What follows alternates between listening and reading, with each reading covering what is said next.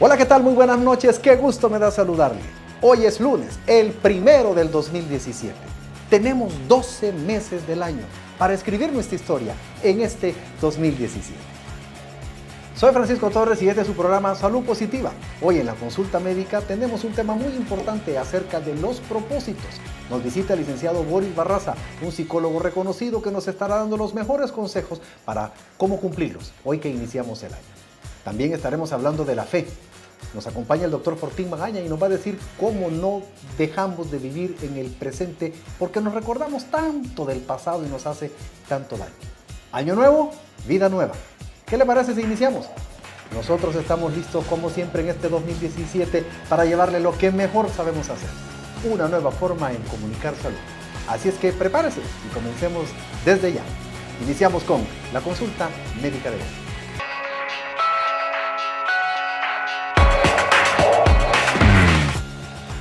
Todos los años decimos lo mismo. Este año va a ser diferente. Este año haré dieta, dejaré de fumar. Esto y aquellos propósitos y más propósitos. ¿Por qué no los cumplimos? ¿Por qué no hacer de este año tu mejor año? ¿Por qué no hacer algo de esta sensación abrumadora de logro cuando mires hacia atrás al final de año?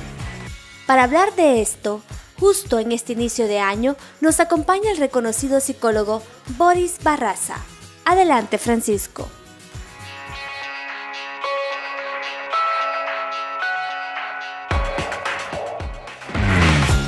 Efectivamente, bienvenidos a la consulta médica de hoy y bienvenido el 2017, año nuevo, vida nueva. Y es precisamente este año 2017 que puede ser diferente a todos. Está en sus manos, en los propósitos que nos hagamos también. Licenciado Barraza, qué gusto de tenerlo. Para mí es un placer estar acá. Muchísimas gracias.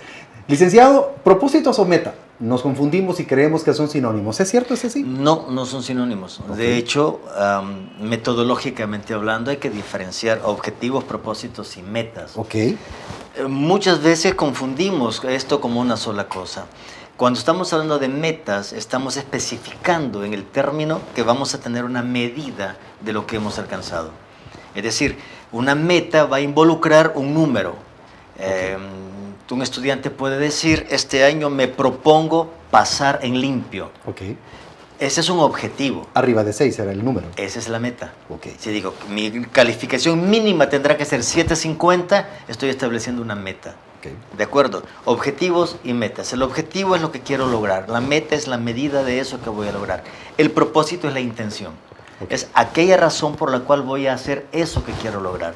Porque quiero ser un estudiante sobresaliente, porque quiero agradecerle a mis padres el esfuerzo que hacen por mi educación, porque quiero mostrar la calidad de estudiante que puedo ser.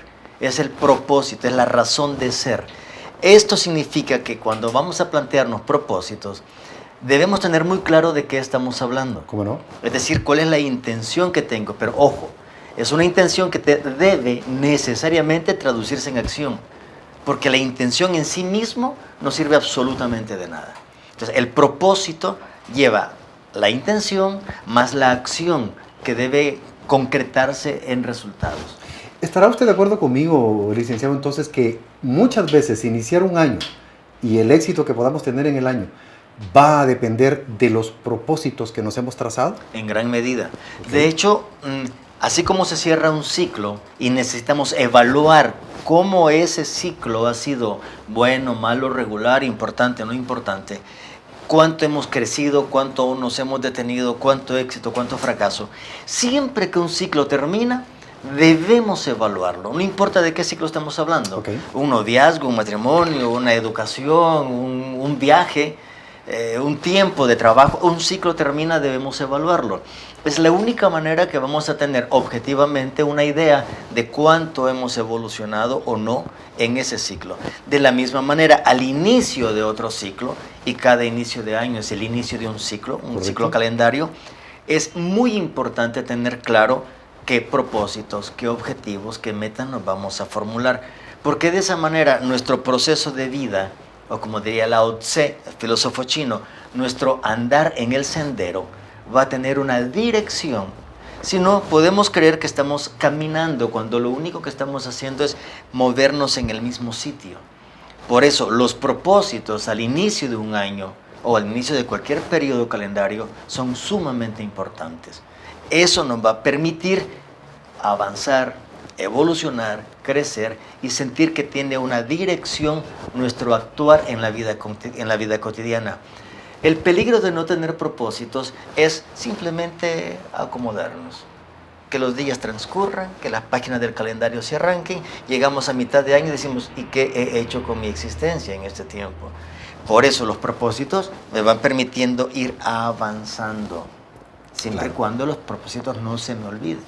Y es que importante lo que nos dice, porque entonces, antes de iniciar los propósitos de este nuevo ciclo que iniciamos en el 2017, mencionaba usted la necesidad de evaluar el ciclo anterior. Correcto. Es decir, entonces, que partimos para evaluar y para trazarnos buenos propósitos, haciendo un análisis de qué pasó el año anterior. Exactamente, y eso es algo que los amigos televidentes en casa deben hacer.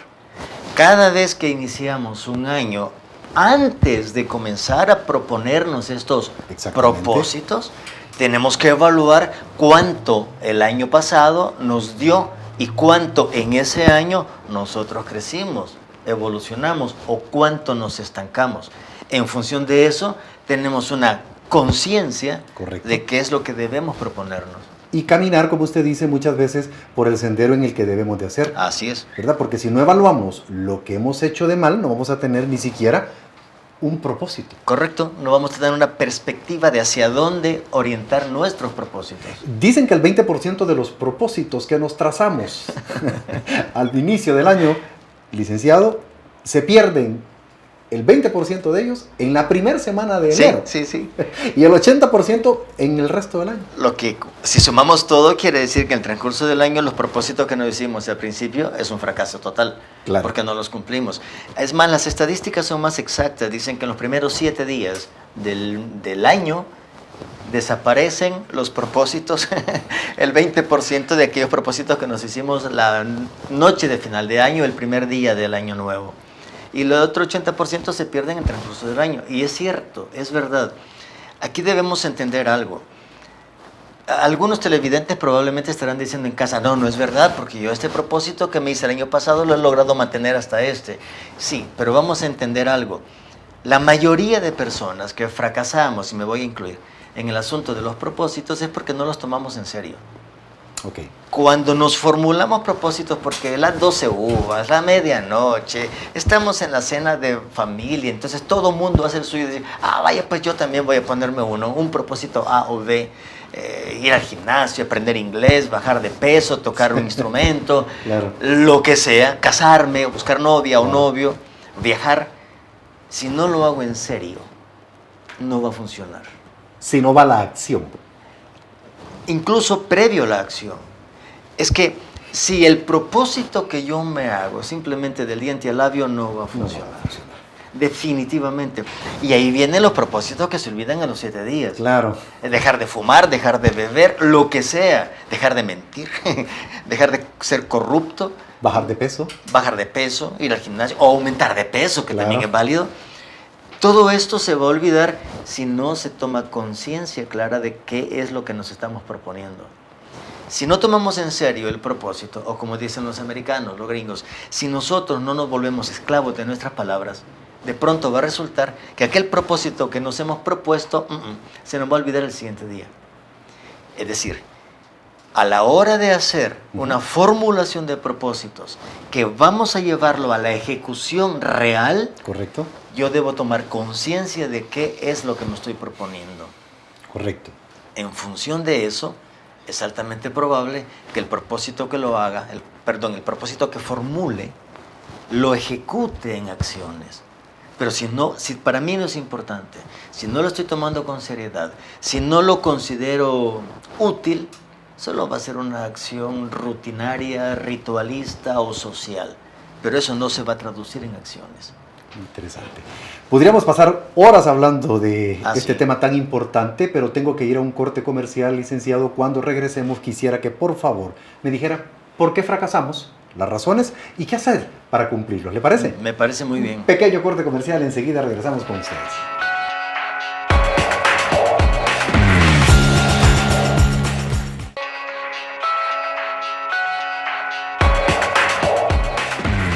En el ¿Sabías que? De hoy, datos y cifras de los propósitos que se cumplen y los que no cada año.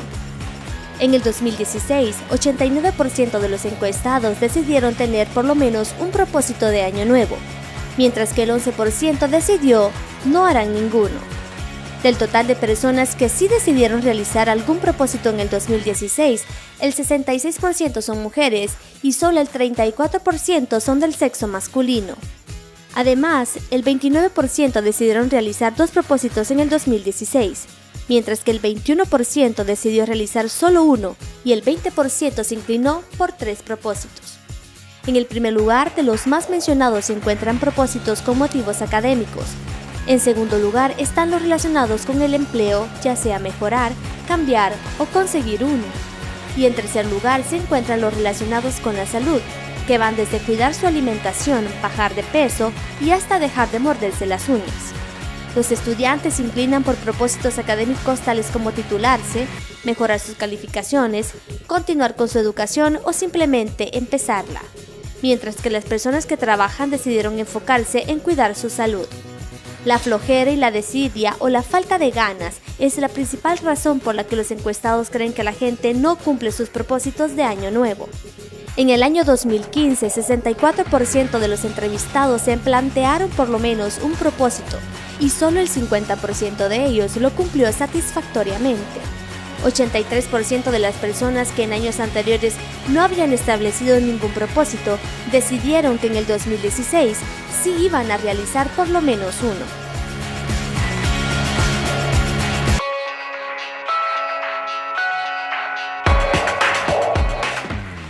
Gracias por estar en sintonía de su programa Salud Positiva este 2 de enero, este 2017 que arrancamos, que iniciamos. Es un buen momento para que usted se ponga en contacto con nosotros por medio de todas nuestras redes sociales. Están a su disposición. Sus comentarios, sus sugerencias para nosotros son muy importantes. Pero hoy hablando estamos de los propósitos. ¿Cómo está? ¿Cómo va a arrancar su 2017? Es tan importante que lo tenga en mente. Licenciado Barraza, la pregunta del millón. ¿Por qué, por favor? ¿Por qué, y me incluyo, no cumplimos los propósitos que nos trazamos? Muy bien, aquí debo considerar 3 aspectos. Okay.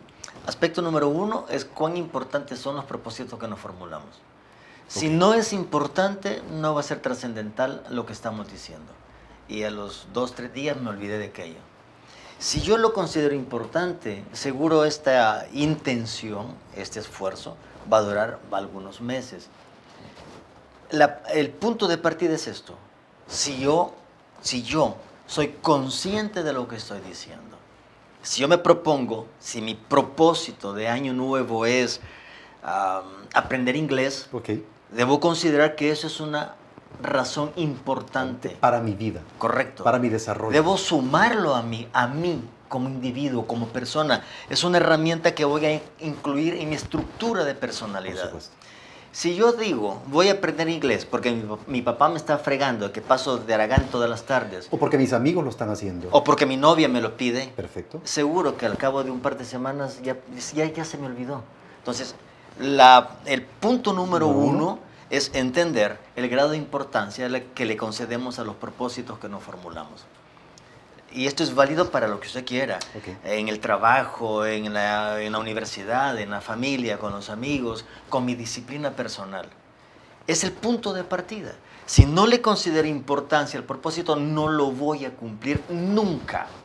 Será únicamente una expresión social. Mi propósito de año nuevo, qué chivo, voy a comenzar con este. Ajá. Si esta persona no lo considera realmente importante, de trascendencia para él, como ser humano, como individuo, no va a funcionar. La segunda cosa que hay que considerar en el propósito es si es alcanzable. Por supuesto. Porque a veces, con debido respeto a los amigos televidentes en casa, voy a decirlo a los salvadoreños, por favor, nos damos paja. Correcto. De acuerdo. Y nos autoengañamos, nos automentimos y decimos, no, es que este año yo voy a ser guitarrista clásico. Claro. Y yo, mire, espérese. Para ser un guitarrista clásico, de lo que usted está hablando, debió haber comenzado cuando tenía 4 años a tocar guitarra. Claro. Y ahora tiene 40, ¿verdad? Entonces, no vamos a funcionar ahí. Hay que ser realistas en este aspecto. Si el grado de dificultad del propósito es muy grande, seguro me voy a frustrar en los primeros pasos y voy a abandonar aquello, aunque lo haya considerado importante. Por tanto, el propósito que debo proponerme debe ser alcanzable. Ok. O como dicen los expertos, objetivos cortos pero alcanzables. Ok, No importa el grado de dificultad, de eso hablaremos en el tercer paso. correcto. Pero es sumamente importante entender que a veces nosotros solitos nos hacemos el harakiri. Ok. Es decir, nos proponemos un propósito inalcanzable. Claro. Porque no tenemos ni los recursos, ni las habilidades, ni la destreza, ni la experiencia para lograr aquello que nos estamos proponiendo. Y quizás estamos profundamente conscientes de que ese propósito es importante para nuestra vida. Sí, pero lo formulamos de tal manera que nosotros mismos nos saboteamos el esfuerzo, porque es inalcanzable. El ejemplo más ridículo que se me puede ocurrir es decir, entro hoy a la universidad y este año me gradúo de licenciatura. Mire, es imposible. Graduarse requiere 5 años de esfuerzo, 4 y medio los más sobresalientes, más el año de tesis. Hay que saber dimensionar el propósito y hay que saberlo dosificar en el tiempo. Ok. De tal manera que podamos mantenernos en la lucha hasta capitalizar aquello que nos hemos propuesto. Y la tercera tiene que ver con nuestra personalidad.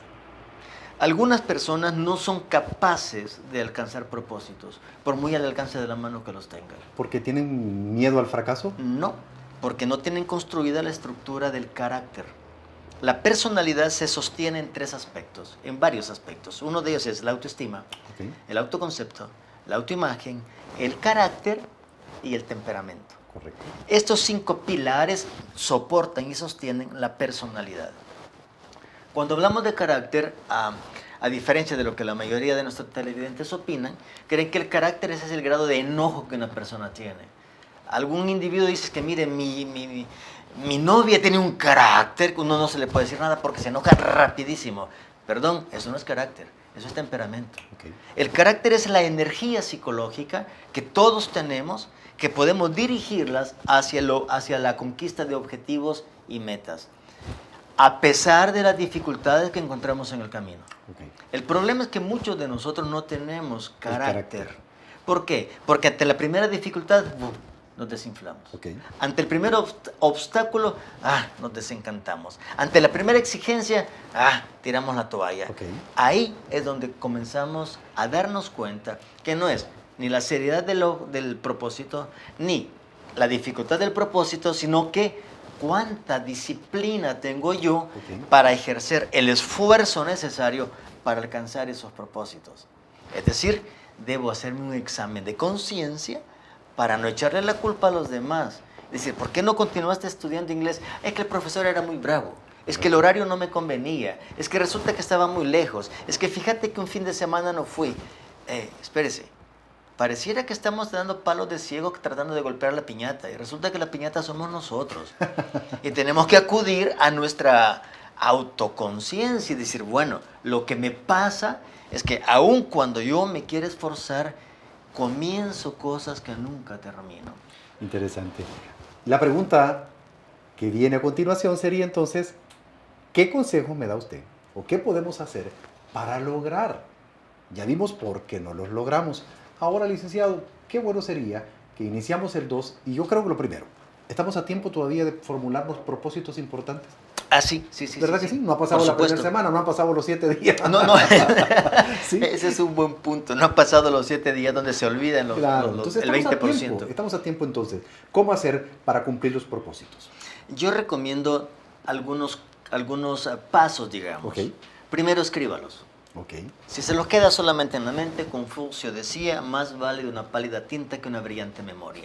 Claro que sí. Escríbalos en letra grande, Ok. resaltados, subrayados. Y a la vista. Sí, escríbalos y colóquelos con tachuelas en la puerta de la habitación, Por supuesto. con un par de magnetos en la puerta de la refrigeradora y a la par del espejo del baño también hay que ponerlos. Ok. Y si tienen dispositivos electrónicos, También, ahí deben que suene estar la alarma también. los 7 días del primer Sí. del año, ¿le parece? Primero hay que escribirlos. ¿Correcto? Es el paso número 1. Una vez escrito, debo darme cuenta que ese se va a convertir en mi mantra. Lo voy a estar viendo y repitiéndolo todos los días. Segundo, debo contárselo a alguien.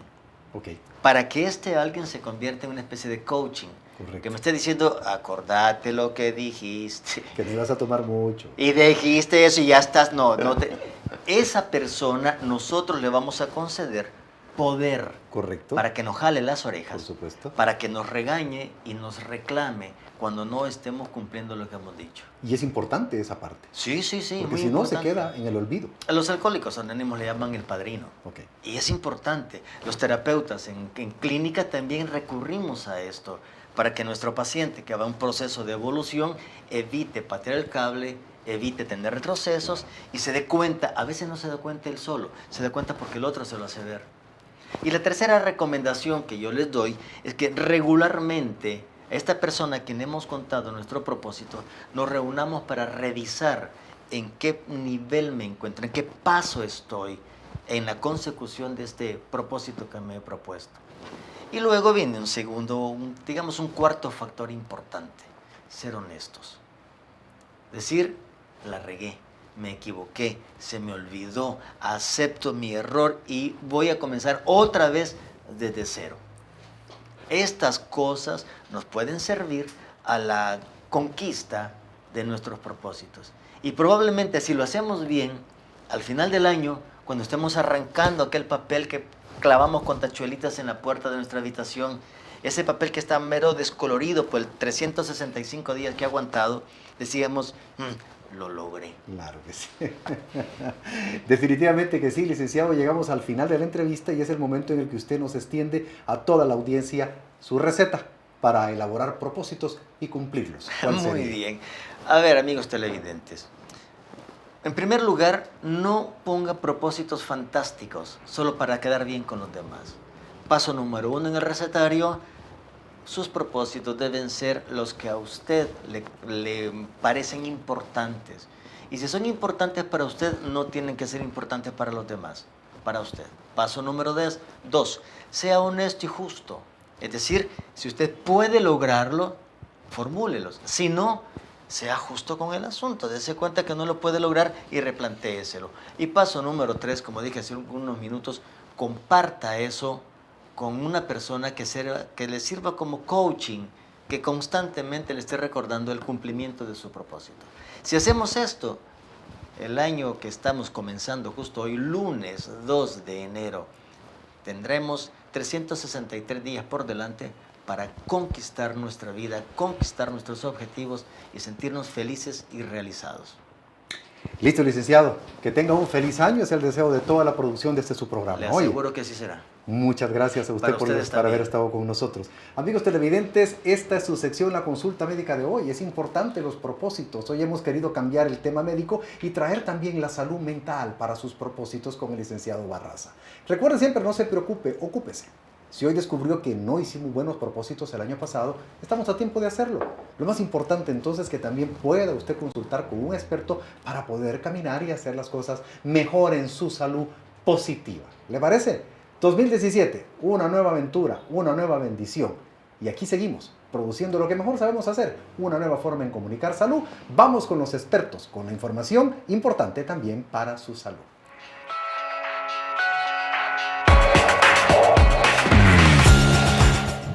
Gracias por continuar en su programa Salud Positiva. Esta es la sección de los expertos. Hoy nos acompaña el licenciado Daniel Quinteros. Nos va a hablar acerca de la mala praxis médica. ¿Qué tal, licenciado? Un gusto, Frank, aquí a la orden de nuevo. Gracias por invitarme. Muchas gracias a usted por estar en este programa. Licenciado, ¿qué entendemos por mala praxis? Bueno, el tema de la mala praxis médica es un término anglosajón. Normalmente se encuentra en la literatura del derecho sanitario y de la literatura médica, pero como tal la disposición legal en nuestra legislación de país no existe. Sin embargo, se entiende como aquella figura donde una persona que ha acudido de un médico, donde ha participado un odontólogo o una enfermera, sufre una lesión temporal, permanente o incluso la muerte, y entonces ya sea si es una lesión temporal o permanente, puede acudir a denunciar esos hechos a las autoridades encargadas, en este caso, de las que vamos a hablar hoy en el transcurso de la entrevista. ¿Hospitales también?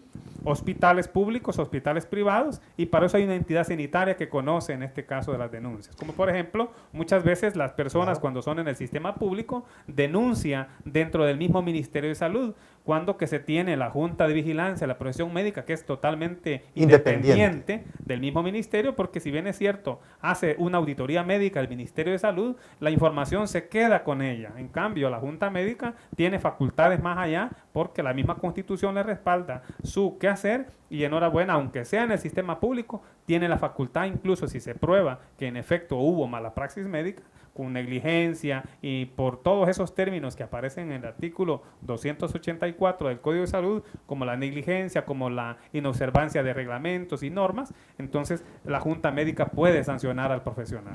Quiere decir, licenciado, que no es el Ministerio de Salud, sino que es la Junta de Vigilancia De la profesión médica, Ok, así es. El ok. Ministerio de Salud tiene sus facultades, pero dentro del contexto de sus competencias, pero más allá de sancionar, no va a poderlo hacer porque ya la ley tiene una autoridad aparte que es la Junta de Vigilancia de la Profesión Médica. Pero no solo en el tema de los médicos, sino también odontólogos por y supuesto. enfermeras también se ven algunas veces involucradas en algún tipo de lesiones temporales o permanentes, y también hay una junta de enfermería y una junta de odontología que conoce los casos.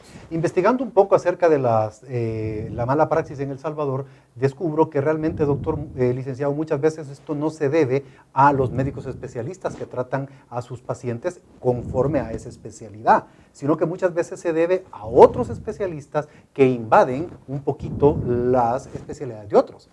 Es cierto, ese es un fenómeno que se da en nuestro país, donde muchos médicos, si bien es cierto, tienen autorización para ejercer la profesión de la medicina, pero hay un campo de especialización, como lo son la cirugía, la medicina interna, la ginecología y obstetricia, y las subespecialidades que todas las todavía demás, por tienen supuesto. otro grado mayor de complejidad, donde ellos se preparan con estudios específicos para poder llegar a hacer esos procedimientos. Entonces, hay que tener respeto por los campos, por las áreas que los médicos tienen asignadas. Claro, por supuesto, eso es bien importante, y el paciente también tiene que saber que tiene que tratarse por los especialistas de cada área. Así Ahora, licenciado, ¿la gente tiene tiempo o hay un tiempo en el que puede poner estas denuncias? Sí, hay un término que establece la misma ley del Consejo Superior de Salud Pública, que es 6 meses. Una vez dados los hechos, tienen un máximo de 6 meses. Pasados los 6 meses, prescribe o caduca esa posibilidad de interponer una denuncia, y que esa misma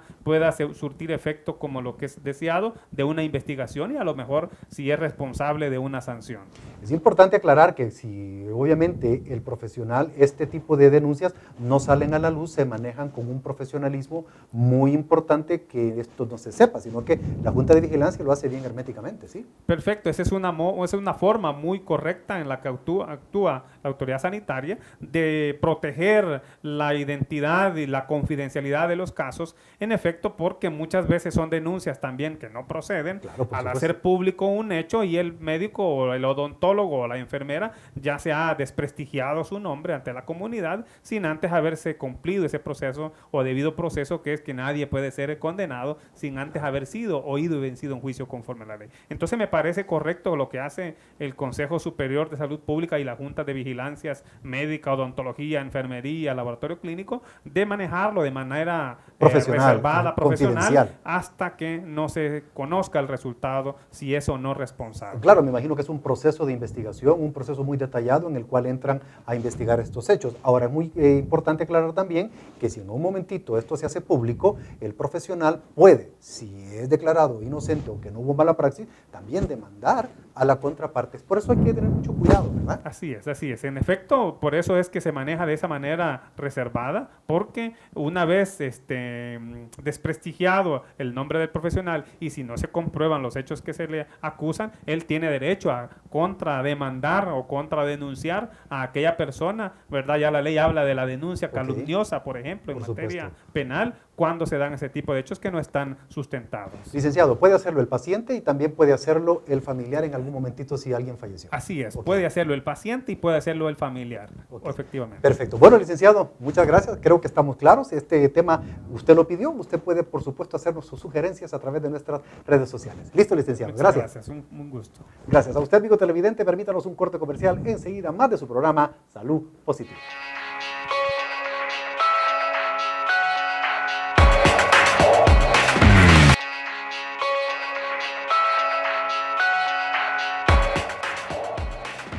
Es el momento de conocer las informaciones y las noticias más importantes aquí en el apéndice del día.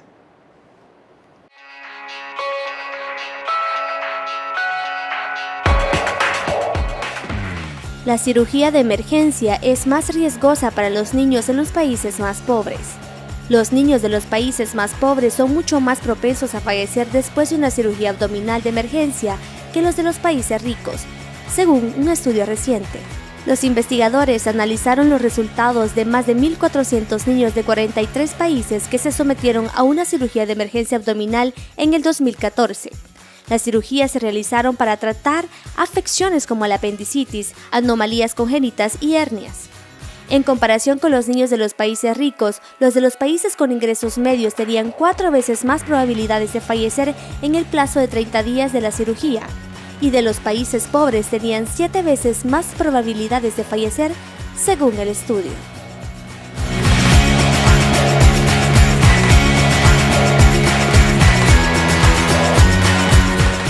La gente se alegraría de una prueba que predijera el Alzheimer, encuentra una encuesta.